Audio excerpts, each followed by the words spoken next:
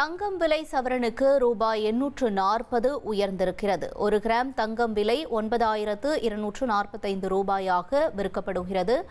ஆபரண தங்கம் விலை ஒரே நாளில் சவரனுக்கு 840 ரூபாய் உயர்ந்திருக்கிறது. ஒரு சவரன் 74,280 ரூபாய்க்கும் 1 கிராம் 9,285 ரூபாய்க்கும் இன்றைய நிலவரப்படி தங்கம் விலையானது விற்பனையாகிறது.